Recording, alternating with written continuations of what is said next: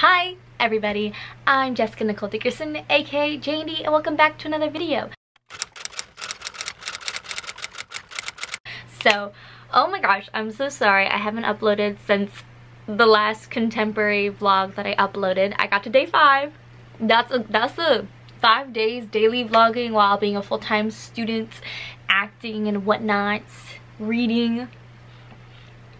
I'm happy, I'm proud, but on the 6th day, my memory card broke. I had some memory card error, and then I was texting my dad, and he was like, that's actually not a memory card, that's some other card that has a chip in it, and maybe something's wrong. Long story short, I had to spend some money, buy a new memory card, so now we're set. But it took a bit, because I don't have Amazon Prime, so now we're here. Now we're finally gonna get to the meat. Yeah. So, I'm going to talk about all the books that I finished in September. The first book that I finished during the month of September is, am I holding it right? No, I'm not. Saints and Misfits by S.K. Ali. I gave this book a 3-star. The only reason it's a little sad, because 3-star means okay to me. Like, it was good. It had some problematic elements that kind of stopped my enjoyment, but it still had a lot of great aspects of it. So basically, this is a story about a girl who had a traumatic experience towards the beginning of the book, and as a Muslim American teen, how she's dealing with this and how she deals with regular high school stuff in general. So she likes someone who isn't Muslim, and she's dealing with friendships between or in the Muslim community. So there was a lot of aspects in this story that I loved, but I feel like some of them weren't handled well. First of all, the traumatic experience, I feel like, became a very underlined plot throughout the whole book, and I was waiting for it, and in the end it came back up randomly, and I was like, it just didn't seem to tie in. Also, the concept of saints, misfits, and also monsters, because the character she refers to who inflicted the traumatic experience she calls a monster. I feel like that was the only tie-in to the whole concept, and I really wish we could have explored that more.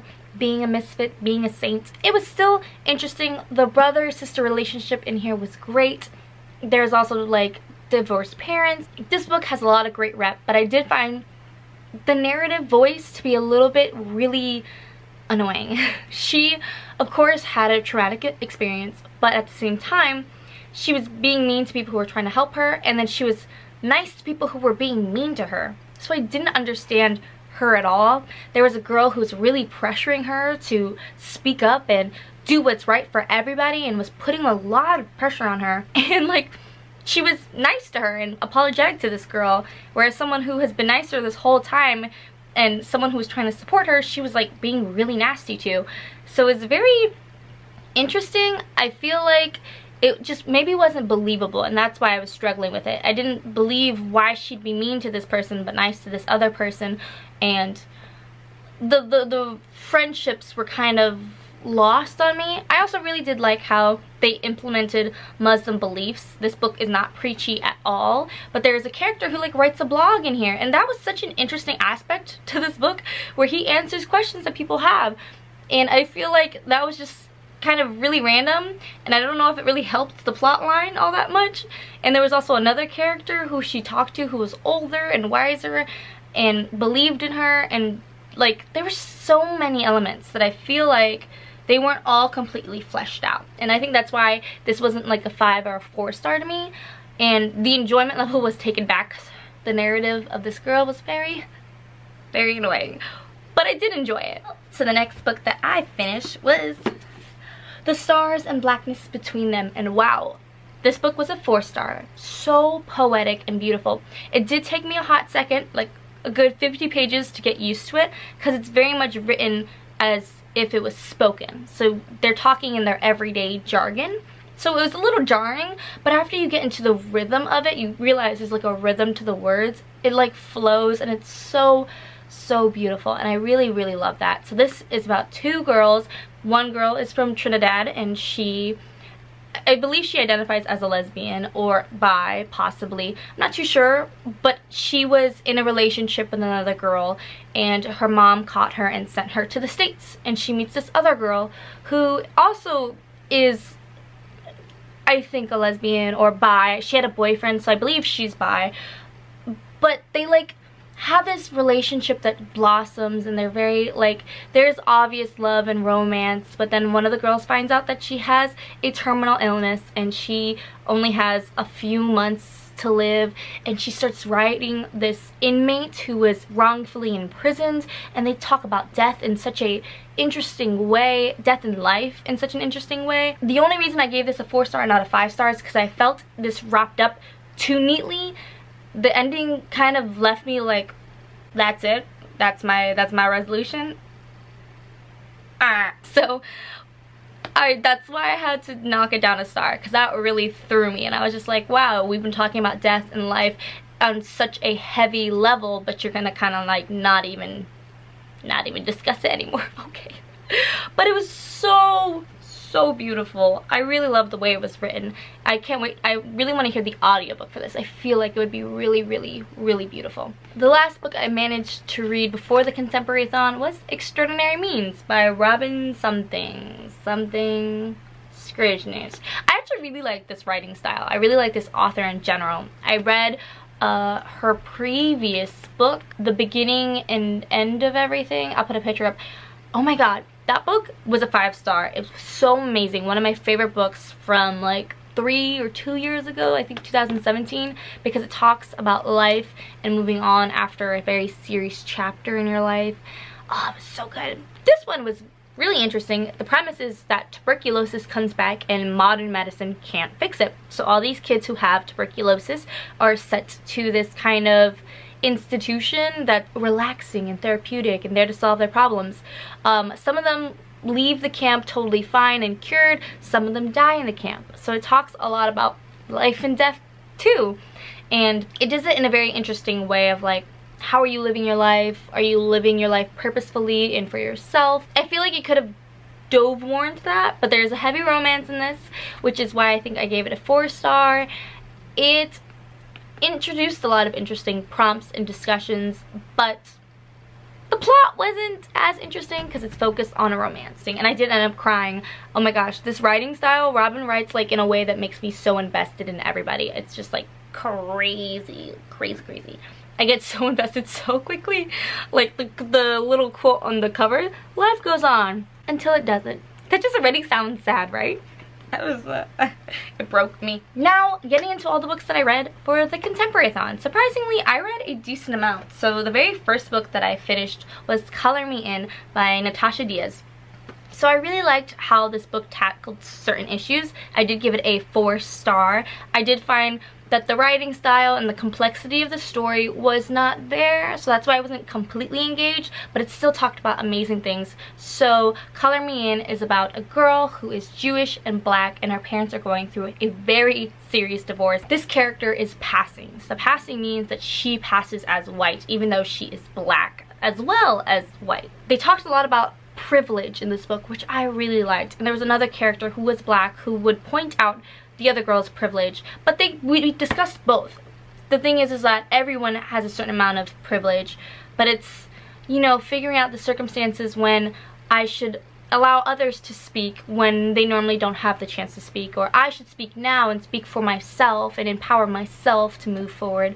It was such an interesting book. Yes, I loved the discussions all around, but I did find the girl was a little bratty. I'm starting to realize that with the YA. I don't know if it's because I've read so much YA at this point that I'm like, wow, these girls are kind of bratty. The next book that I managed to finish during the Contemporary-thon was The Marriage Clock by Zara Rahim. I gave this a 3-star, which makes me sad because I thought this would be a 5-star. The narrative voice of this girl was so annoying. I feel really bad because the whole premise of this is she's 26, she's not married, she's a teacher, her parents want her to get married. They're like, you have 3 months to get married or else we're gonna arrange the marriage. The parents get all up in her business, start arranging dates and kind of belittle her and make her feel like, you're so old, you need to get married now, and that's very much the culture.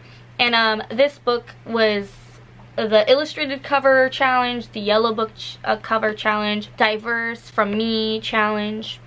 I feel like it completed a couple more challenges.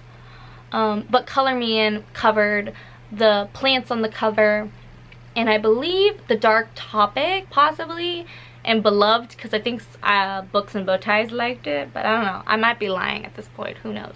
But yeah, I think with those 2 books I covered all the challenges. But yeah, this one, I love the message of it about how the cultural pressure to get married at a certain time, but how hypocritical it is that men aren't pressured at the same level, and there's different levels between men and women of pressure. And there's also a lot of talk about how she is dating and how she judges people very quickly and how she thinks like she knows what she wants, but at the same time it's like you don't know what you want until you see it, and a relationship is something that's a give and take. You can't expect everything all at once without never asking for or never trying to understand the other person and what they're doing. So there was a lot of interesting conversations, and I really enjoyed the ending because it was unexpected. I thought this was gonna end up being very, very cliche romantic, but it wasn't. So I liked how it opened up that avenue. I also found the writing style to also not be super exciting, but yeah, I really like the premise and the discussion about marriage and the cultural pressure, and the relationship between her and her mom was really nice and complex. I wish I could have seen more of that. But yeah, it was a very interesting read, so I do recommend. I gave it a 3-star. The next book I read was Finding Yvonne by Brandy Colbert. This was actually shockingly impressive. I gave this a 4-star. It's about a girl, how do I explain? It's finding herself. She is in her senior year of high school. She doesn't know what she wants. She's been playing violin for like I think 13 years. Her dad is a professional chef. Her mom left when she was very little, so she's at home alone a lot and she doesn't know what she wants to do with herself. She's kind of in a relationship with this guy who's underneath her dad, and she just has a lot of complex feelings. But I really like the relationships in this book. That's what made this book so impactful to me. The relationship between her and her dad hit me really hard. Her relationship with her friend, they talk openly about sex and teen pregnancy and things like that, and I really love that dialogue between them, that they disagree on certain things but they can still be friends and still support each other without having to agree on the same thing. Also, she meets a guy who inspires her to love music again, and she's just figuring out what she wants in her life, and I really enjoyed that aspect. I think the only reason it wasn't a 5-star is because this story isn't super new. It's not super original, but I really did love this like interpretation of this story. The writing wasn't super great, but it was still exciting and engaging while I was reading it, if that makes sense. But it just wasn't a new favorite. That's why it's not a 5-star. The last book I managed to finish in the month of September was Always and Forever, Laura Jean by Jenny Han. That's the author's name. I don't have it with me. I listened to it on Scribd, and I gave it a 3.5. It was cute. I'm a John Ambrose stan. I just have to say it. I'm so sorry. I feel like this last book, was kind of necessary to wrap up what happened in the second book, but it was just cute. And if you love Peter and Laura Jean, you'll love it. But if you don't love them, the book will be just okay. So it wasn't my favorite. I think the second book is my favorite just because of John. But yeah, this is very much like the couple story of we are not like everybody else. Like, we are meant to be. And if you love that kind of trope and that kind of book, you'll love this trilogy. But yeah, I thought it was cute. I thought the trilogy was fun. It was okay. It was a nice ride. That second book though, whew, it had me. Okay, so that's all I managed to read in the month of September. Yay! Have you read any of these books? Did you like them? Did you not? Let me know. I'd love to know your thought. Yeah, so I hope you enjoyed this video. Make sure to give it a thumbs up and subscribe. Hit the notification bell. All that YouTube stuff. Yes, support me. That's all I ask. Yeah, thank you for watching again, and I will see you in the next one. Bye.